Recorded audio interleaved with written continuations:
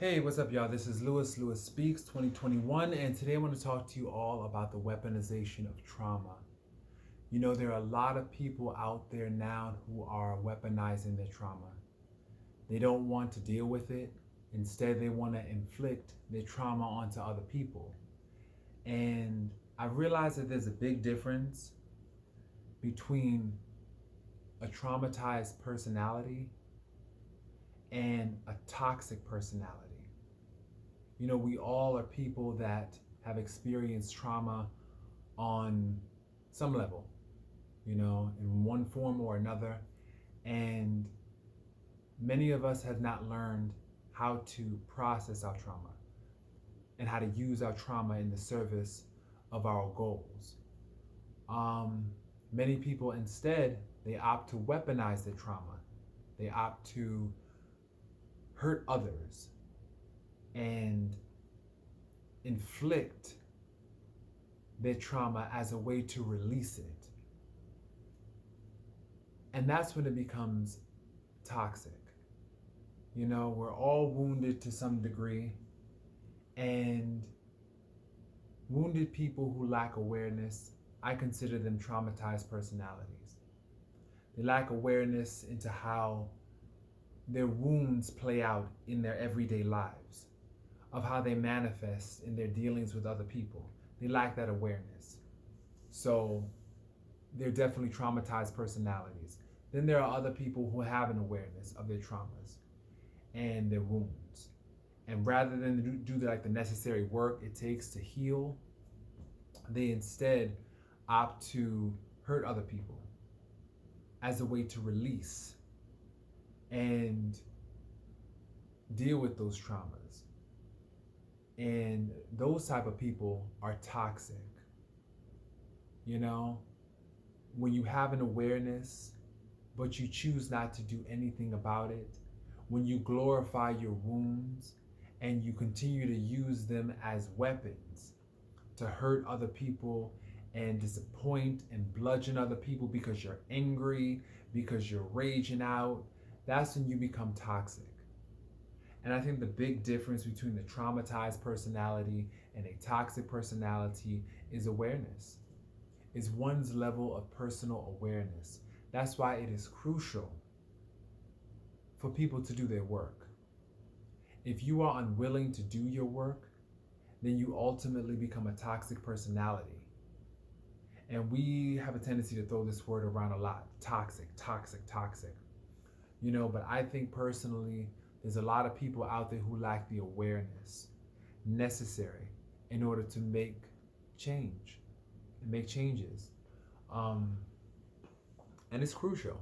You have to definitely be willing to make changes, because if you're not willing to make any changes in your life, you become part of the problem. You become part of the problem. You know, we all, as I mentioned earlier, we all have been through something. We all have been through something that has transformed our brain chemistry, something that has transformed our hearts, something that has hurt us so bad and damaged us so bad to the point where we can be frozen. You know? We can be frozen in time. But it behooves you. It behooves you to collect an awareness of what's happening to you and not continue to stay stuck in your wounds and in your traumas, because if you continue to stay stuck, all you're going to do is sabotage yourself, sabotage anyone that tries to love you. You won't be able to receive love because you're so hurt and so full of holes that anyone that tries to pour love into you, it'll just come pouring right out. So you have to patch up those holes. As you grow up, it is your responsibility to do your work. You know, growing up, parents can definitely do a number on you. They can do a number, but as an adult, it is your responsibility to rise above your raising. And I want people to hear me when I say this. It's your responsibility to rise above your raising, to take the necessary steps to heal yourself. You can't continue to blame your parents. You can't continue to blame your caregivers. You can't continue to blame the kids on the playground, the teachers who were cruel to you. You can't continue to blame those experiences because, quite frankly, living in the past will ultimately delay your future. You deserve to have a wonderful and a bright future. And living in the past will only hinder. It'll only set you back, and interfere with you living your true purpose. It'll interfere with you experiencing joy. It'll interfere with you receiving love and your ability to receive love. There's so many people out here claiming that they want love, but they have not addressed those traumas that stand in the way of them getting the love that they want. And so you have to address those traumas. If you are a traumatized personality who lacks the awareness into your traumas, your work is to find out, for one, what are your traumas? What are your wounds? Are they abandonment issues? Are they codependency? Are they extreme passivity? Are they trust issues? You have to identify your wounds. Then you have to do the work of unpacking how it manifests in your life. For example, if you struggle with codependency, how that manifests is a difficulty to assert yourself.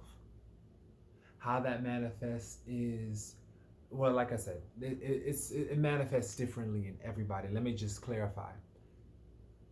Every wound, every trauma, it manifests differently in everybody. It's your responsibility to find out how it manifests in you, particularly. Typically, I give an example of codependency. It manifests as extreme passivity.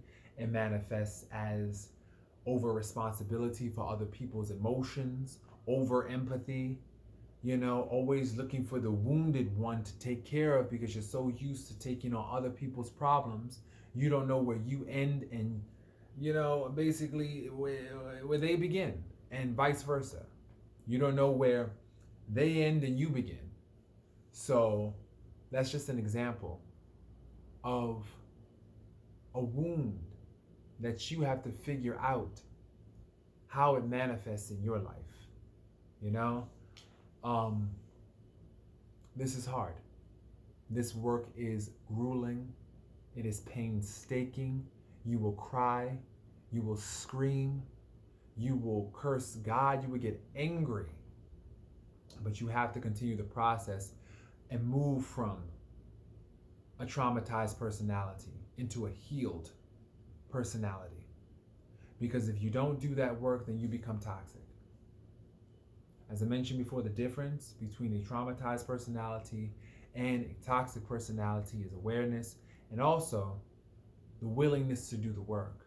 If you're unwilling to do that work, then you are toxic. And if you are toxic, you can't blame people for not wanting to deal with you. Like me personally, I have removed all the toxicity out of my life. If people want to be toxic, I say this: you go right ahead. If you want to weaponize your traumas, if you want to continue to try to slice and cut other people down to build your ego back up, and if you think that that's going to go well with you, have at it. Personally, we all know karma, and the universal law of boomerangs. What you throw out there is what comes back to you. So that's not going to end well for those who are toxic personalities. They're going to have their day of reckoning where they're going to have to come face to face with what they've done to other people. And when they've come face to face with that, it's not going to be pretty. It's going to be awful. So I say this: why go through that when you could just do the necessary work it takes to kind of heal yourself, get yourself together? And healing is not a destination. Healing is a journey. It is a journey. It is a process. And you have to continue navigating that process daily. Every single day you have to commit to your own healing. Every day. There's no day that you get off. This work is lifetime work. And it's work that's fun sometimes. It's work that's painful sometimes. But it's work that needs to be done so that way you can definitely start loving on yourself. figuring yourself out, getting yourself to a place of peace, genuine peace. And so I encourage everyone out there to definitely start unpacking their wounds, definitely start unpacking their traumas, definitely do that groundwork. You gotta do that groundwork if you wanna realize the beauty of your flowers. You know, we always talk about giving people their flowers while they're here, their recognition, their praise, their acknowledgement while they're here. How about you give yourself flowers? By doing that groundwork, by uprooting all that toxicity, so that way you make room for your flowers. And you can also receive more flowers from other people when you've done your work. You have to do the work. There's no other way to circumvent that process.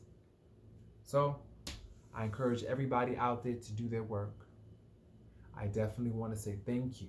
Thank you, and express extreme gratitude to everybody out there that they've been instrumental in me doing my work. I could not have done it. I lean on the ancestors. I lean on my mother, and her strength. I lean on most importantly, my Heavenly Father, in prayer, and just always being there and just never leaving me alone, even though I've just fallen short of the glory numerous times. But just his undeserved kindness and loyal love, I am eternally grateful. And it's because of that, I'm motivated to continue to do my work. And so I encourage everybody out there to do their work as well. I hope this video was helpful for you, and definitely subscribe to my channel. Share the video if you found it beneficial. All right. Peace.